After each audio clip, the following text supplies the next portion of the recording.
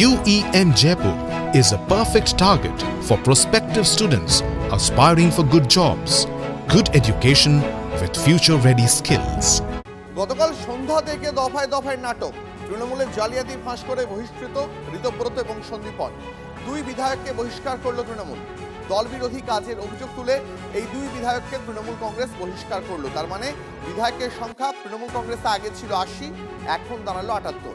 তৃণমূল থেকে বহিষ্কৃত এন্টালির বিধায়ক সন্দীপন সাহা।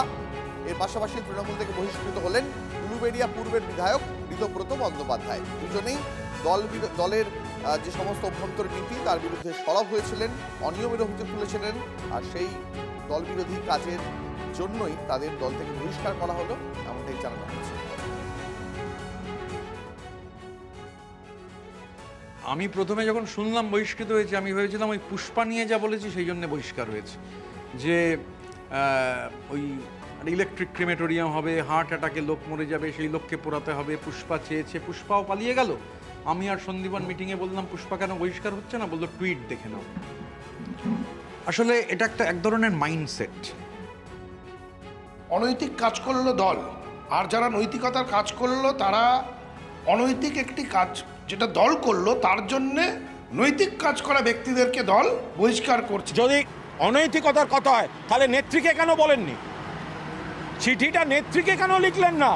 চিঠিটা দলে কেন লিখলেন না? চিঠিটা স্পিকারকে কেন লিখলেন? তাহলে ভাবুন, দল অনৈতিকতাকে সমর্থন করে এবং এই দল নৈতিকতা বা স্বচ্ছতা এই দল চায় না। সেই কারণেই আজ মানুষ প্রত্যাখ্যান করেছে। দেখুন কি অবস্থা। আর একটা দল বদলুর সঙ্গে মিলে, সন্দীপন তো এরকম ছিল না, একটা দল বদলুর সঙ্গে মিলে কেন করতে গেল? বধ সঙ্গে পড়েছে সন্দীপন।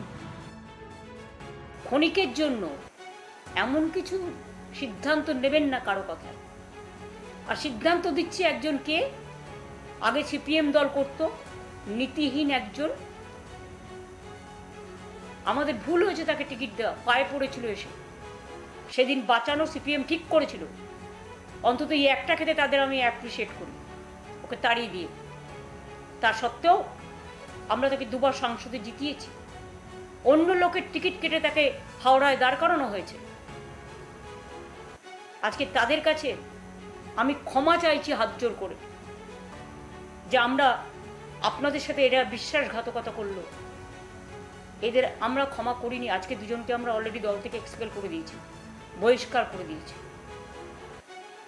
যারা রোজ গিয়ে বিজেপিকে মিট করছে এবং বিজেপির কথা মতো সবাইকে ডেকে ভয় দেখাচ্ছে। এর মধ্যে একজন সাংসদও আছেন, তিনি আবার অন্যান্যদের সাথেও যোগাযোগ করছেন। অপরাধটা কি না, তিনি তার ছেলের টিকিট চেয়েছিলেন। তো সবার কি শুধু বাবা মা এমপি হবে, এমএলএ হবে, তার ছেলে মেয়েরাই টিকিট পাবে, আর কেউ পাবে না?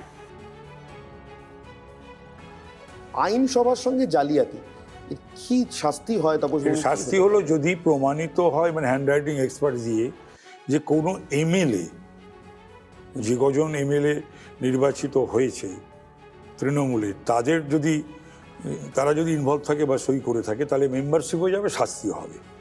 আর যদি বাইরে দলের কেউ করে থাকে তাহলে পরে ল অফ দ্য ল্যান্ড অনুযায়ী এটা তো জালিয়াতি, ফরজারি, সুতরাং সেখানে ক্রিমিনাল অফেন্স, তো ক্রিমিনাল অফেন্স বটেই, শুধু তাদের শাস্তি হবে। খাজনা থেকে বাজনা বেশি হচ্ছে।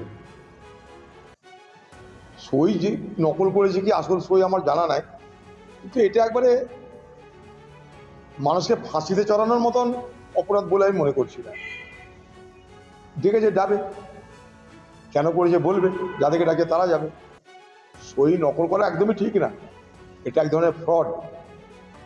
কিন্তু সাধারণত পায়নি, হয়তো সই করে দিয়েছে। আমাদের তো এমএলএ আছেই, কারণ একটা সময়ের মধ্যে জমা না দিলে বিরোধী দলের তকমা পাওয়া